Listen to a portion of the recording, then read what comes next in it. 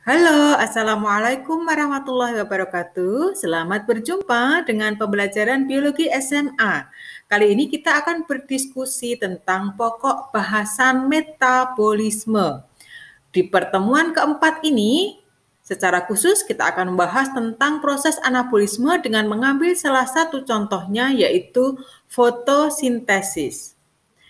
Anak-anak mengingatkan kembali bahwa proses metabolisme dibedakan ke dalam dua kelompok reaksi. Yang pertama adalah reaksi-reaksi katabolisme dan yang kedua adalah reaksi-reaksi anabolisme.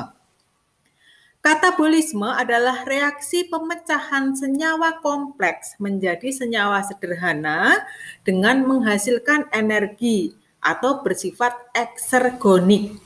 Contoh peristiwa yang merupakan reaksi katabolisme adalah respirasi, baik respirasi aerob maupun anaerob. Sedangkan anabolisme adalah reaksi penyusunan senyawa kompleks dari senyawa-senyawa yang lebih sederhana. Proses ini memerlukan energi atau bersifat endergonik.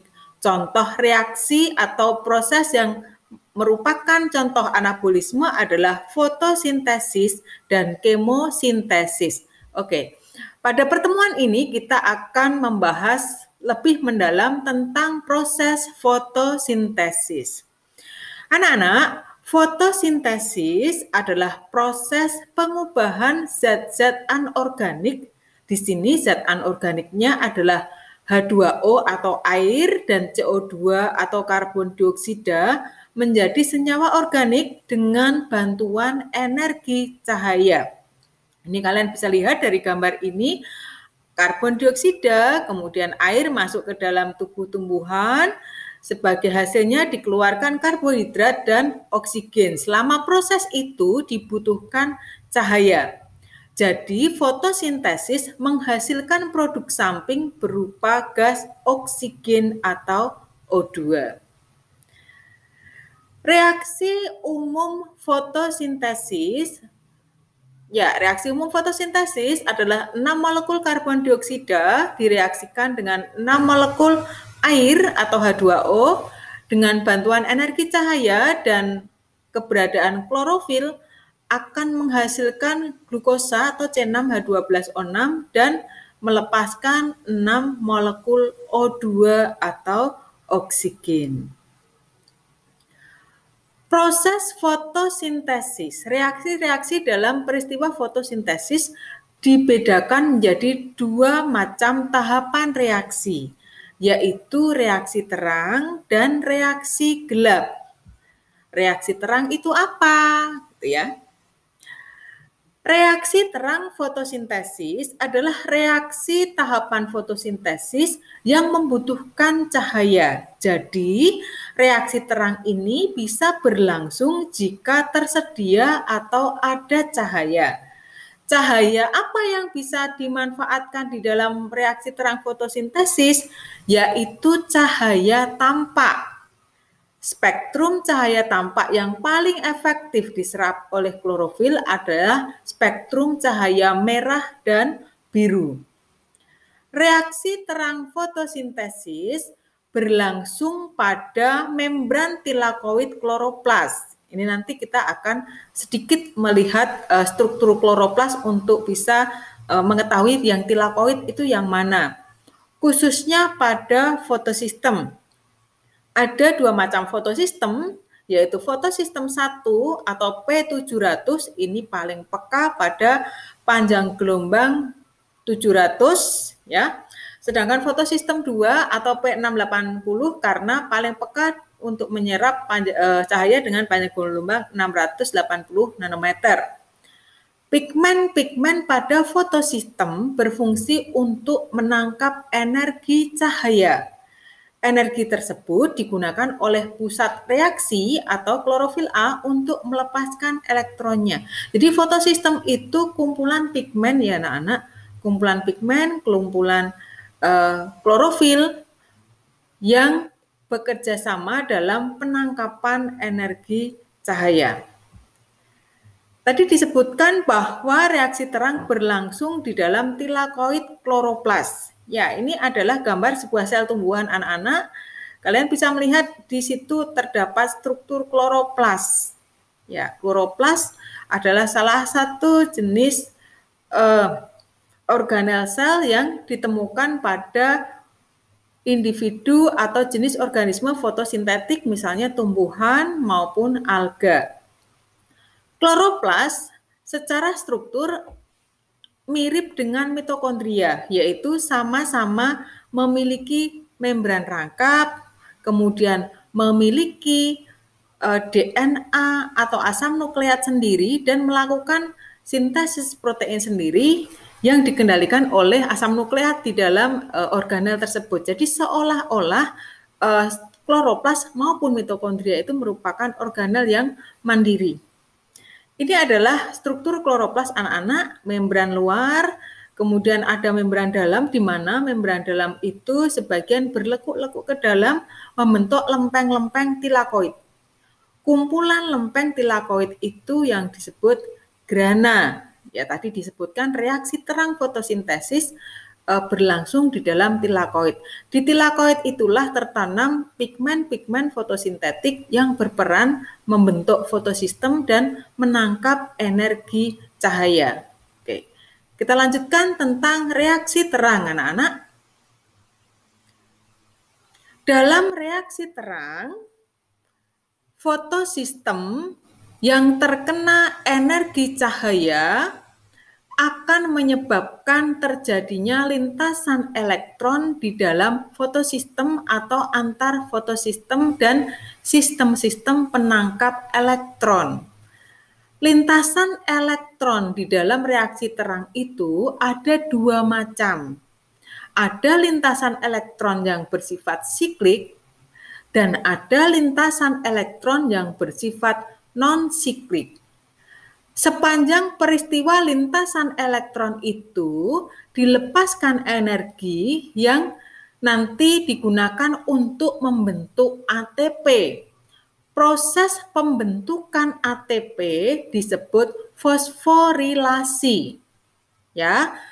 Karena pembentukan ATP itu disebabkan oleh energi yang berasal dari cahaya, maka proses pembentukan ATP tersebut disebut fotofosforilasi. Fotofosforilasi yang terjadi saat lintasan elektron siklik disebut fotofosforilasi siklik. Sedangkan fotofosforilasi yang terjadi saat lintasan elektron non-siklik disebut fotofosforilasi non-siklik. Untuk lebih jelasnya tentang lintasan elektron siklik dan non-siklik, kalian bisa perhatikan diagram tersebut. Ya, perhatikan pada fotosistem 2 yang sebelah kiri dan fotosistem 1 yang sebelah kanan. Ini adalah diagram lintasan elektron non-siklik, lintasan elektron siklik dimulai dari fotosistem 1 yang terkena energi matahari menyebabkan terjadinya lintasan elektron yang keluar dari fotosistem 1 ditangkap oleh akseptor primer, kemudian ditangkap oleh ferredoksin menuju ke kompleks sitokrom. Di kompleks sitokrom inilah terjadi proses pembentukan ATP, kemudian elektronnya ditangkap oleh plastoquinon dan kembali ke fotosistem 1. Karena elektron yang keluar dari fotosistem 1 kembali lagi ke fotosistem 1, maka lintasan elektron itu disebut lintasan elektron siklik. Setiap satu kali lintasan dilepaskan satu ATP dalam proses fotofosforilasi siklik. Nah, bagaimana halnya dengan fotofosforilasi non-siklik? Begitu ya. Fotofosforilasi non-siklik terjadi dalam peristiwa lintasan elektron non-siklik. Lintasan elektron non-siklik dimulai ketika fotosistem 2 terkena energi cahaya atau energi foton yang menyebabkan menyebabkan elektronnya tereksitasi. Elektron yang tereksitasi keluar dari fotosistem 2 itu akan ditangkap oleh akseptor primer, plastoquinon, kompleks sitokrom yang nanti melepaskan ATP, kemudian ke fotosistem 1, kembali ke akseptor primer, kemudian ke ferredoxin, dan yang terakhir elektron ditangkap oleh NADP untuk membentuk NADPH. Artinya saat lintasan elektron itu fotosistem 2 kehilangan elektron setiap kali terjadi lintasan. Sehingga fotosistem 2 menangkap elektron dari molekul air untuk kembali mendapatkan elektron. Molekul air H2O elektronnya terambil oleh fotosistem 2 sehingga atom hidrogen terlepas dari atom oksigen. Senyawa oksigen akan dilepaskan dalam bentuk molekul O2, sedangkan atom ion hidrogen akan ditangkap oleh NADP tadi bersamaan dengan elektron membentuk NADPH. Ya, jadi dalam lintasan elektron non-siklik terbentuk 1 ATP, terbentuk 1 NADPH, dipecah 1 molekul air dan dilepaskan setengah molekul oksigen. Proses pemecahan air di dalam peristiwa reaksi terang fotosintesis ini disebut dengan fotolisis air atau pecahnya air karena energi cahaya. Ya, ini adalah ringkasan dari reaksi terang fotosintesis anak-anak. Reaksi terang fotosintesis produknya adalah NADPH, ATP, kemudian hasil sampingnya O2 dan membutuhkan air sebagai pemasok elektron bagi fotosistem. Itu reaksi terang. Kita lanjut ke reaksi gelap fotosintesis atau disebut juga dengan siklus Calvin-Benson. Siklus Calvin-Benson atau reaksi gelap fotosintesis adalah tahapan fotosintesis yang berlangsung tanpa memerlukan cahaya. Peristiwa ini sama, berlangsung di kloroplas tapi bukan di bagian tilakoid, melainkan di bagian stroma kloroplas. Ya. Reaksi gelap fotosintesis berlangsung dalam 3 tahapan reaksi. Yang pertama adalah tahapan fiksasi, yang kedua adalah tahapan reduksi, dan yang ketiga adalah tahapan regenerasi. Ya, peristiwa ini berputar dalam suatu siklus, jadi setelah fiksasi dilanjutkan reduksi, setelah reduksi dilanjutkan regenerasi, dan setelah regenerasi kembali lagi ke proses fiksasi, demikian seterusnya sehingga membentuk suatu siklus. Ini adalah diagram siklus Calvin-Benson, anak-anak.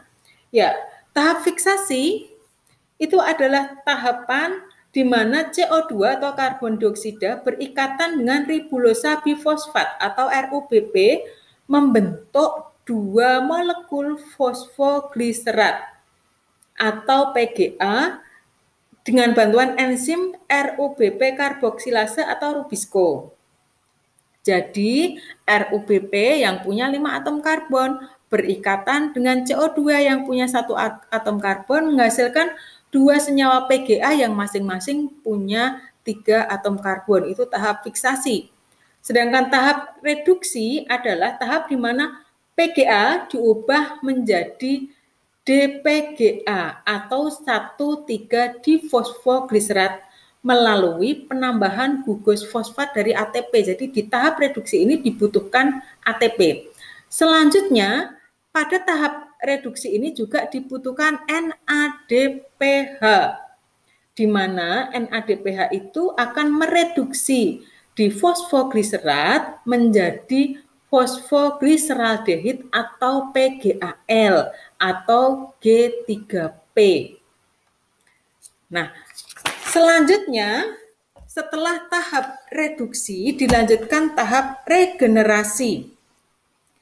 Pada tahap ini, molekul PGAL yang punya 3 atom karbon anak-anak disusun ulang menjadi molekul RUBP. Untuk menyelesaikan tahapan regenerasi ini, siklus membutuhkan 3 ATP. Nah, setiap 3 lintasan siklus Calvin akan dilepaskan 1 molekul PGAL. Jadi sebenarnya anak-anak, hasil akhir dari peristiwa fotosintesis secara umum adalah PGAL. Tentang nanti apakah PGAL akan diubah menjadi glukosa atau fruktosa, ini tergantung pada jenis sel maupun jenis organisme. Namun memang biasanya sebagian besar sel mengubah PGAL menjadi glukosa. Jadi anak-anak, untuk menghasilkan 1 molekul glukosa dibutuhkan 2 PGAL yang merupakan produk siklus Calvin. Tadi kalian sudah menyimak bahwa untuk melepaskan 1 molekul PGAL, siklus Calvin berputar 3 kali atau terjadi 3 kali penangkapan CO2. Maka untuk bisa menghasilkan 2 molekul PGAL perlu dilakukan penangkapan CO2 sebanyak 6 kali. Jadi hasil dari reaksi terang yang dibutuhkan di dalam reaksi gelap adalah ATP dan NADPH. Ya, oke. Selanjutnya anak-anak, berdasarkan bagaimana mekanisme pengikatan CO2 dari udara, tanaman itu dibedakan menjadi 3 golongan. Yang pertama adalah C3. Jadi tadi siklus Calvin yang kita bahas itu adalah siklus Calvin yang menangkap CO2 pada tanaman C3. Ada tanaman C4 dan yang ketiga ada tanaman CAM. Secara singkat anak-anak, contoh tanaman C3 adalah tanaman Poaceae seperti gandum, padi, bayam, kangkung, dan kelompok Gymnospermae. Pada jenis tanaman ini, siklus Calvin terjadi di sel-sel mesofil dan hasil fiksasi CO2, senyawa pertama yang terbentuk adalah senyawa 3 karbon. Sedangkan pada tanaman C4, setelah fiksasi CO2, senyawa pertama yang terbentuk adalah senyawa dengan 4 atom karbon. Contoh tanaman C4 adalah jagung, tebu, dan sorghum. Pada tanaman C4,